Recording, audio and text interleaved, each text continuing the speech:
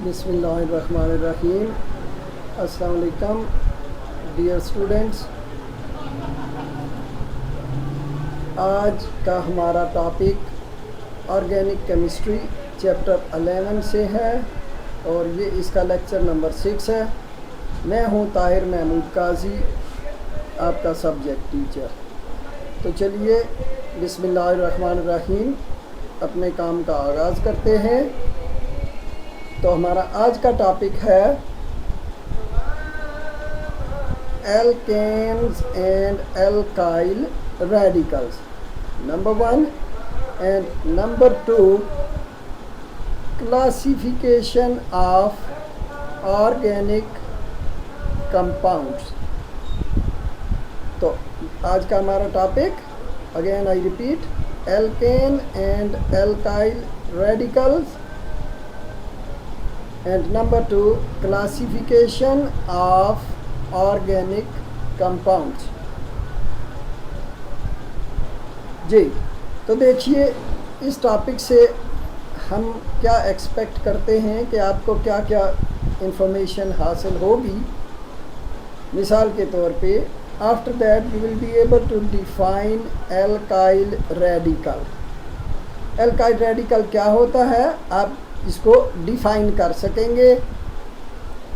Draw the structure of first 3 alkyl radicals. ये first 3 इसलिए लिखा है कि ये सिंपल रेडिकल्स हैं और बुक में इन्हीं का जिक्र है, इसलिए अभी यहाँ पे आगे मज़ीद ज़्यादा आपको मैंने बताने की ज़रूरत महसूस नहीं की। उसके बाद draw isomers of alkyl radicals. कुछ एल्काइल रेडिकल्स हैं जिनके आइसोमर्स भी बन सकते हैं, तो वो भी आपको एग्जांपल बताई जाएगी और वो भी आप जान जाएंगे। फिर उसके बाद classify organic compounds on the basis of chains and rings. Carbon skeleton की बेस के ऊपर, कार्बन स्केलेटन या चेन की शक्ल में या रिंग की शक्ल में, जैसा भी होगा उस बेस पर ऑर्गेनिक कंपाउंड्स को आप क्लासिफाई कर सकेंगे। And then the last, define and differentiate between straight and branched chain compounds. तो ये भी इम्पॉर्टेंट है, straight chain and branched chain compounds, इनकी डेफिनेशन। प्लीज़ रिमेंबर, ये डेफिनेशन बुक में मौजूद नहीं है, जो यहाँ आपको बताई जाएगी, इसलिए उसको ध्यान से सुनना है और उसको नोट भी करना है। जी, तो चलिए हमारा जो पहला टॉपिक है, alkanes and alkyl radicals. First alkanes के बारे में आप पढ़ चुके हैं पिछले लेक्चर में कि alkanes are saturated hydrocarbons with general formula CnH2n+2। तो जाहिर बात है यहाँ पे भी यही इसकी डेफिनेशन है। Hydrocarbons which have all carbon carbon single covalent bonds, they are called alkanes and their general formula is CnH2n+2। CnH2n+2 और N आपको पता है, मैंने आपको बताया था, N stands for number of carbon atoms। यानी सपोज जो नंबर ऑफ कार्बन एटम्स होंगे, हाइड्रोजन की तादाद कार्बन के डबल से 2 ज़्यादा होगी।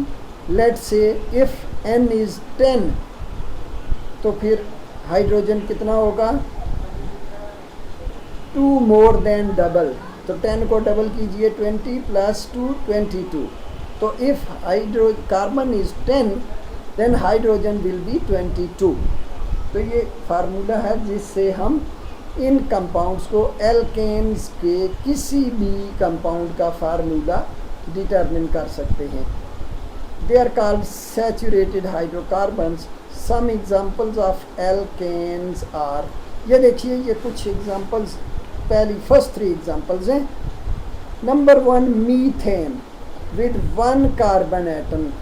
This is the very first organic and the simplest organic compound. क्योंकि ये ऑर्गेनिक कंपाउंड जो है इसका मॉलिक्यूलर मास तमाम ऑर्गेनिक कंपाउंड्स से कम है, जस्ट 16। तो इसलिए this is the simplest and the very first hydrocarbon. Then the next alkane member is ethane. अब ये देखिए यहाँ carbon carbon single covalent bond है। This is single covalent bond between 2 carbon atoms. So जब single covalent bond होगा तो ऐसे compounds saturated compounds हैं। अब ये देखिए C2 है तो H6 है, C2 तो H जो है 6, 2 + 2, 2 × 2 4 + 2 = 6। तो यानी number of hydrogen is 2 more than double the number of carbons. So next is propane with 3 carbon atoms 1, 2 and 3। तो ये देखिए इसमें 3 कार्बन एटम्स हैं और 8 हाइड्रोजन हैं। 3 को डबल कीजिए 6 + 2 = 8। तो 8 हाइड्रोजन इसमें हो गए। तो इस तरह से ये जो हैं these are some examples of alkanes जी। अब बात करते हैं एल्काइल रेडिकल की कि एल्काइल रेडिकल क्या होता है। देखिए when you remove a hydrogen from an alkane the resulting radical is called alkyl radical. Alkane में से एक हाइड्रोजन को रिमूव कर दें तो वो एल्काइल बन जाएगा। एल्केन में से एक हाइड्रोजन को रिमूव कर दें, मिसाल के तौर पे this is the very first alkane methane CH4 1 2 3 4 ये 4 हाइड्रोजन है। अब किसी हाइड्रोजन को रिमूव कर दें, लेट्स से इसको रिमूव करते हैं इस हाइड्रोजन को। तो अब ये क्या बन गया CH3। CH3 इसको कहते हैं मिथाइल रेडिकल। अब इसका नाम मिथाइल कैसे बना?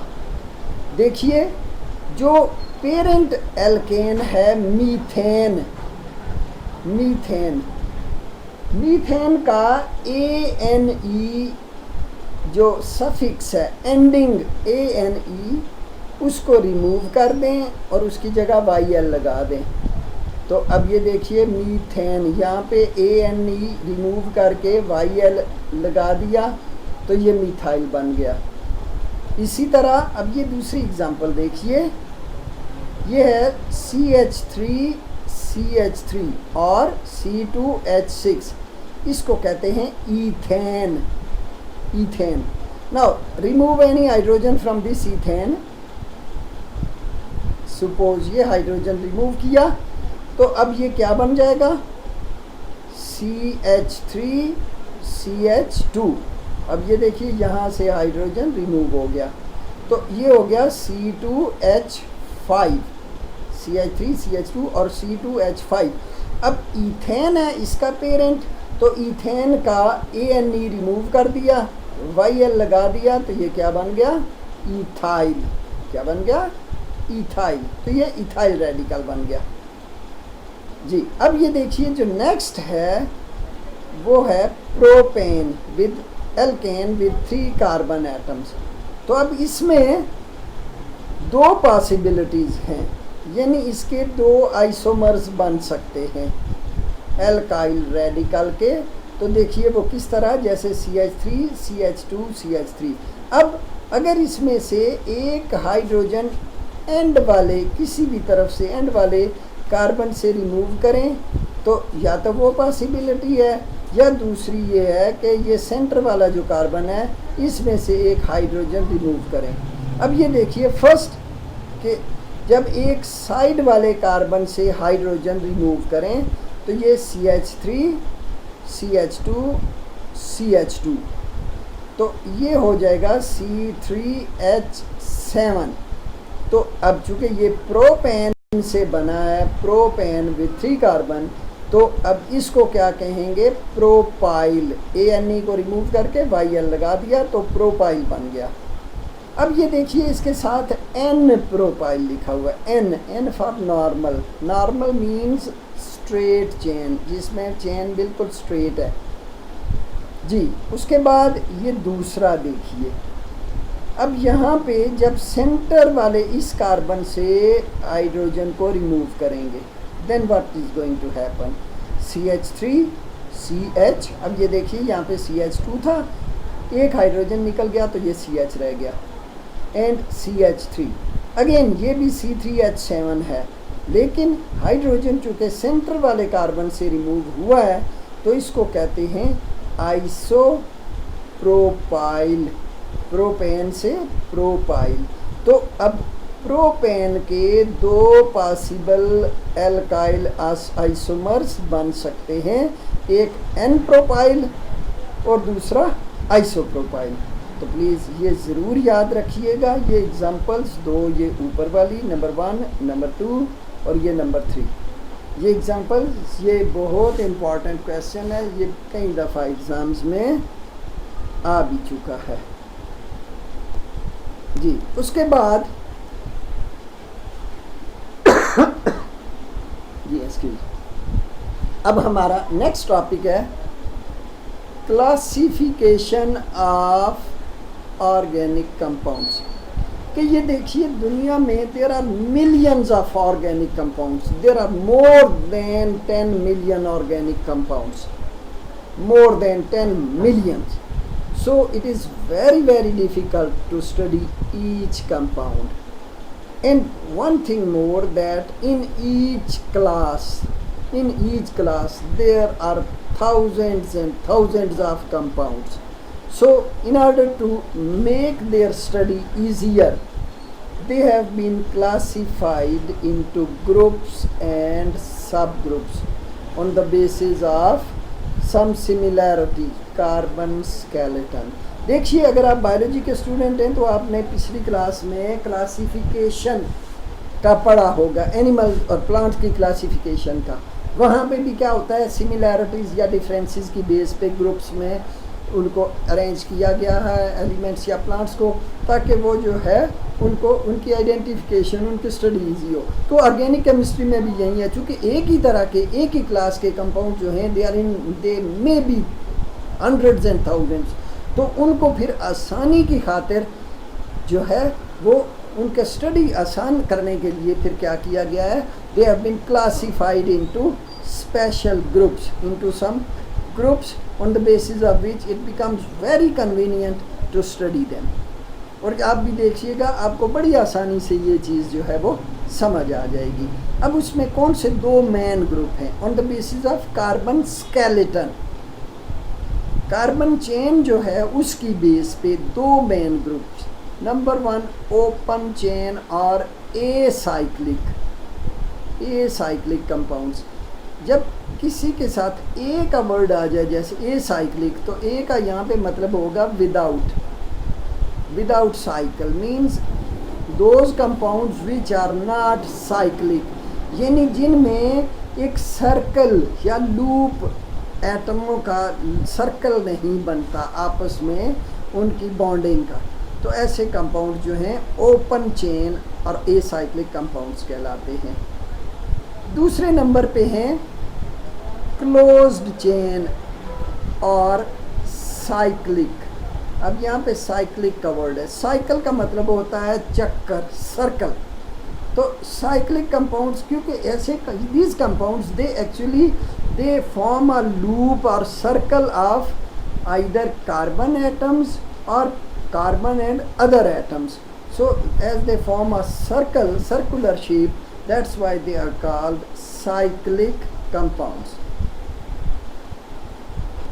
जी तो चलिए अब देखते हैं, पहले नंबर पे है जी ओपन चेन और एसाइक्लिक कंपाउंड्स।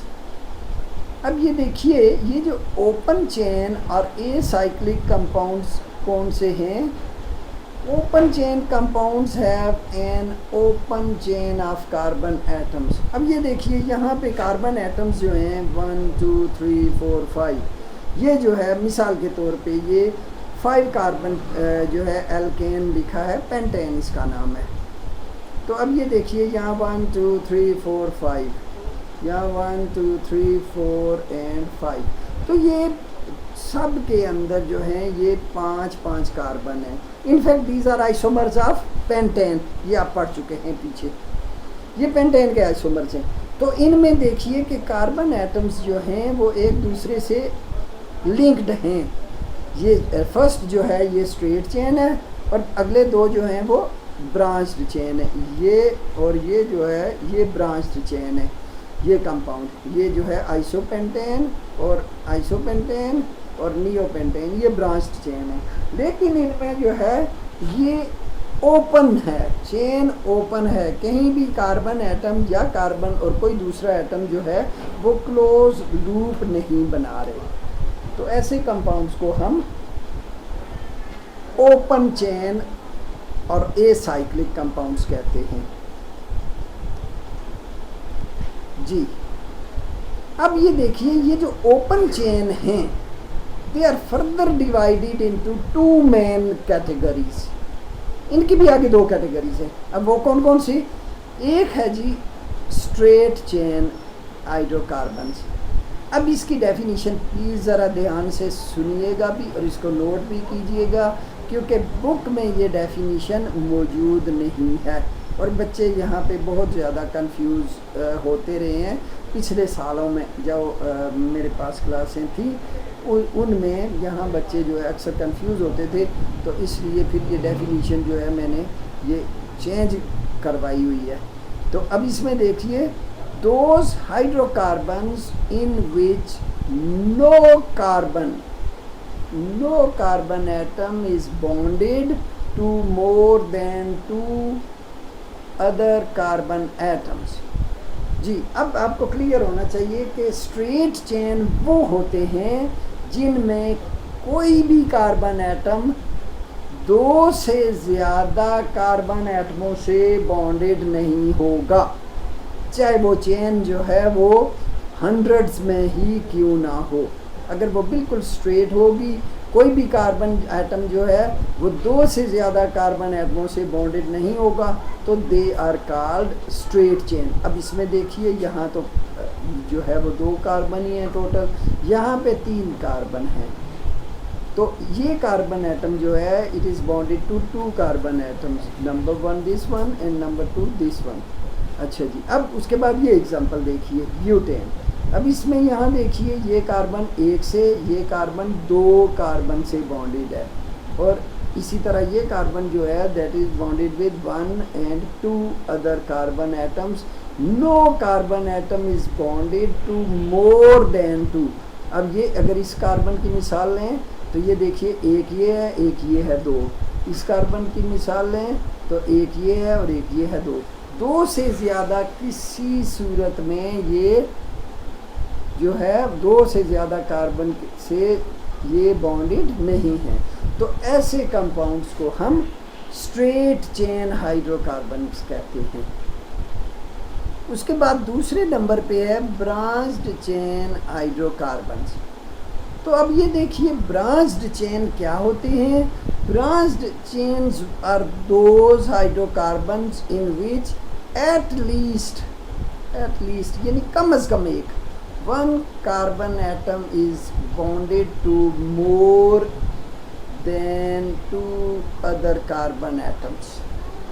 जी अब आपको यहाँ पे क्लियर होना चाहिए those hydrocarbons in which at least 1 carbon atom is bonded to more than 2 other carbon atoms.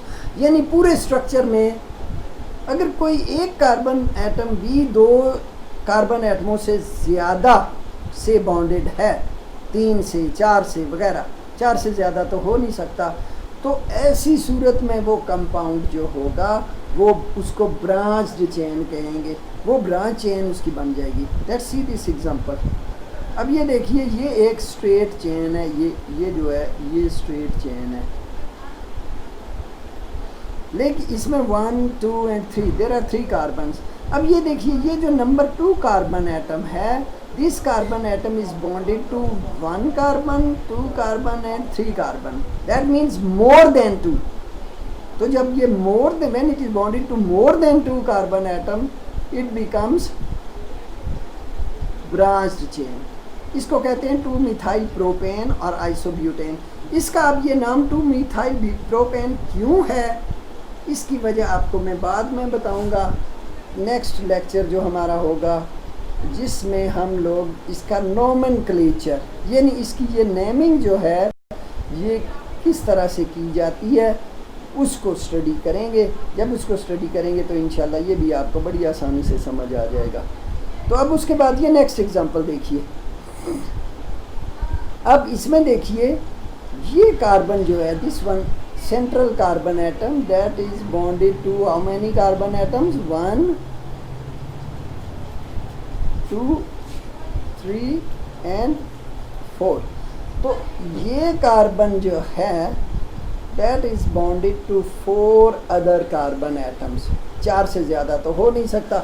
अब जब चूँकि 2 से ज़्यादा है तो that is a branched chain hydrocarbon. जी आई होप आपको अच्छी तरह से ये जो है दोनों का डिफरेंस समझ आ गया होगा. जी let's move ahead.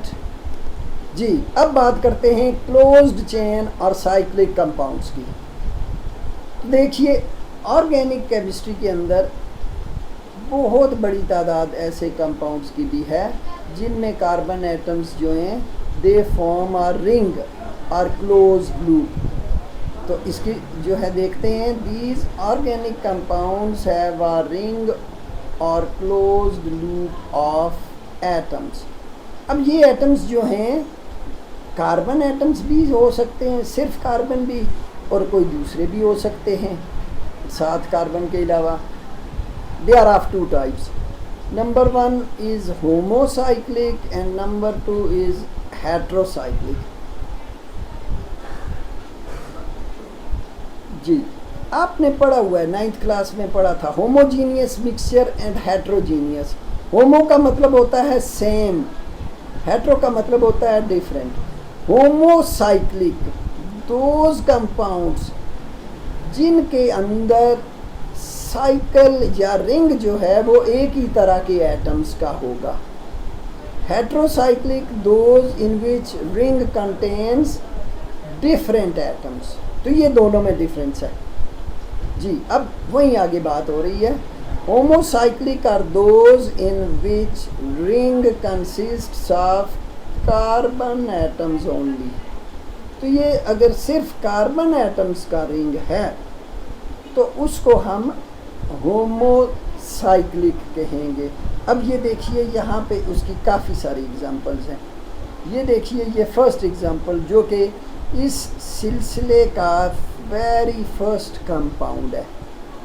Cyclic compound का जो बिल्कुल पहला मेंबर बन सकता है वो है, उसको कहते हैं साइक्लोप्रोपेन, क्योंकि इसमें 3 कार्बन है और सिंगल कोवेलेंट बॉन्ड है कार्बन के दरमियान, इसलिए इसको एल्केन्स का नाम देते हैं. इनको साइक्लो एल्केन्स कहते हैं, जिनमें रिंग भी हो और carbon carbon single covalent bond हो तो साइक्लो एल्केन्स उनको कहते हैं. साइक्लो क्यों कहते हैं? साइक्लो सर्कल की वजह से, क्योंकि ये रिंग बन रहा है, रिंग की वजह से इनको साइक्लो कहते हैं. और नंबर ऑफ कार्बन एटम्स की वजह से इसका नाम जो है पेरेंट एल्केन से रिलेट किया जाता है. तो ये हो गया साइक्लो एल्केन्स. उसके बाद अब ये देखिए नेक्स्ट, इसमें देखिए 1 2 3 4 देयर आर 4 कार्बन एटम्स. तो 4 कार्बन एटम्स वाले एल्केन को ब्यूटेन कहते हैं. लिहाजा अब इसमें भी चूँकि carbon carbon single covalent bond है तो इसको कहते हैं साइक्लोब्यूटेन.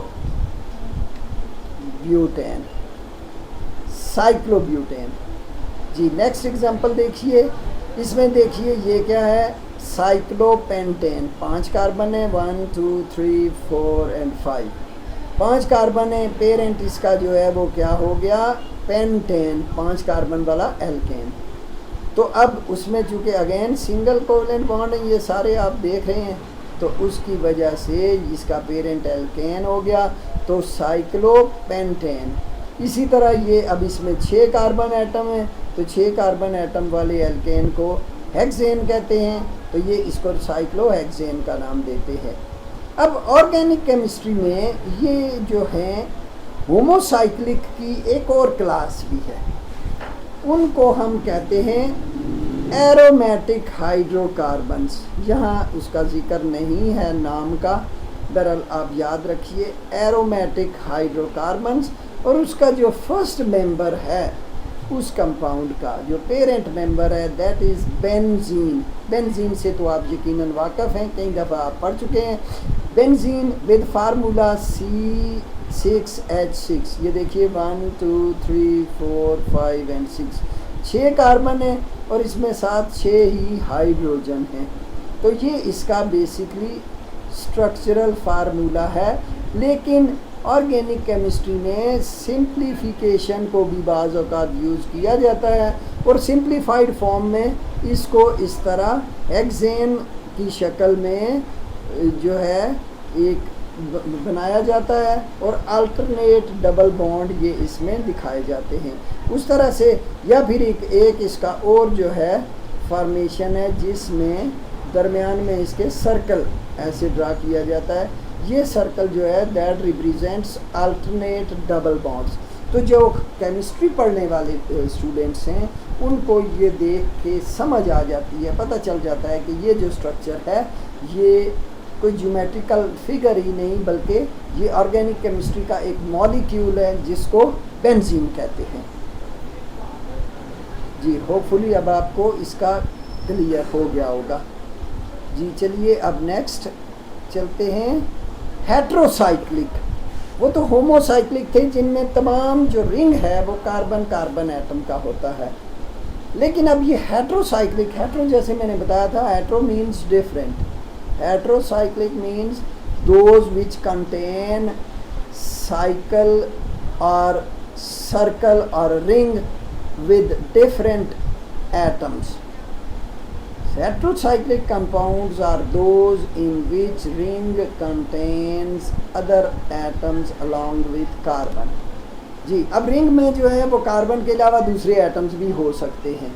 तो जैसे अब मिसाल के तौर पे ये पाइरोल की एग्जांपल ये देख लीजिए, ये कार्बन का ये देखिए 2 कार्बन के दरमियान डबल कोवलेंट बॉन्ड है, यहाँ भी 2 कार्बन के दरमियान डबल कोवलेंट बॉन्ड है, ये कार्बन कार्बन सिंगल बॉन्ड। और यहाँ पे ये नाइट्रोजन, ये जो 5th एटम है इस रिंग के अंदर ये नाइट्रोजन है, नाइट्रोजन जो कि हाइड्रोजन के साथ बॉन्डेड है।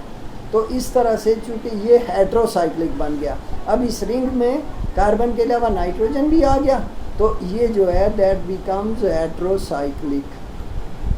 जी उसके बाद नेक्स्ट एग्जांपल ये देखिए फ्लोरॉन। फ्लोरॉन अब इसमें भी उसी तरह से बिल्कुल ऑलमोस्ट सेम है, लेकिन सिर्फ डिफरेंस ये है कि वहाँ पे नाइट्रोजन है तो यहाँ पे आपको ऑक्सीजन नज़र आ रहा है, ऑक्सीजन का एटम। और ऑक्सीजन के जो हैं वो 2 कोवलेंट बॉन्ड्स हो सकते हैं पॉसिबल, और ये 2 एक इस कार्बन के साथ एक इस कार्बन के साथ। इस तरह ये स्ट्रक्चर जो है दैट इज़ कॉल्ड फ्यूरॉन।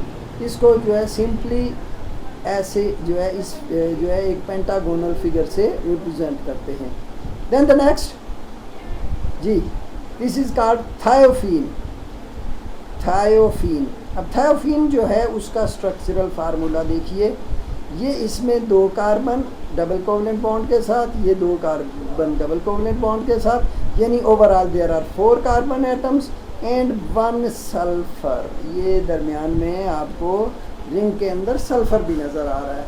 तो अब सल्फर की वजह से ये जो है ये हेट्रोसाइक्लिक हो गया जी, इसको कहते हैं थायोफीन। अब ये देखिए इन दोनों कंपाउंड्स के अंदर ये जो 2 कंपाउंड्स हैं इनमें किस कदर सिमिलैरिटी है। जस्ट एक यहाँ पे ऑक्सीजन और यहाँ पे सल्फर, सिर्फ ये डिफरेंस है, अदरवाइज दोनों का स्ट्रक्चर भी सेम है, फार्मूला भी बिल्कुल सेम है जी। तो नेक्स्ट जो है ये है अगेन ये, अब ये देखिए बेंजीन रिंग आपको ऑलमोस्ट नज़र आ रहा है, लेकिन इसमें ये देखिए ये एक नाइट्रोजन का एटम भी मौजूद है, इसलिए ये बेंजीन रिंग नहीं है, बल्कि इसको कहते हैं पायरीडीन। पायरीडीन इसको कहते हैं। और ये भी जो है that is also a heterocyclic compound. Please इसको ज़रूर ड्रा करें, इनके स्ट्रक्चरल फार्मूले और मॉलिक्यूलर फार्मूले।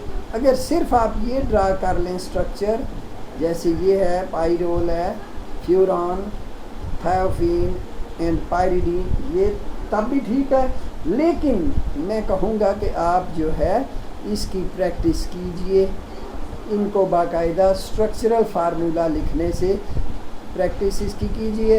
क्योंकि मैट्रिक के बाद जब आप इंटर में जाएंगे तो इंटर में जो केमिस्ट्री है काफ़ी इसके मुकाबले में एडवांस आपको केमिस्ट्री पढ़नी पड़ेगी, और वहाँ पे आपको ये चीज़ बहुत हेल्पफुल रहेगी। जी चलिए अब आगे नेक्स्ट चलते हैं जी।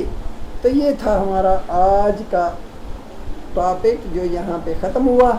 अब कुछ बात कर हो जाए होमवर्क की। तो अब ये आपका थोड़ा सा होमवर्क है। Differentiate between alkanes and alkyl radical. ये जो है आपने इसकी डेफिनीशन लिखनी है। दोनों की डेफिनीशन मैंने यहाँ पे दी हुई है। डेफिनीशन लिख के एग्जांपल्स से इनको आप क्लियर कर दें। उसके बाद straight and branched chain compounds. जी straight and branched chain compounds ये क्या होते हैं, इनकी भी एग्जांपल्स मौजूद हैं। ये भी आपने क्वेश्चन बना के डेफिनीशन और एग्जांपल्स के साथ इसको करना है। उसके बाद ये होम असाइनमेंट है।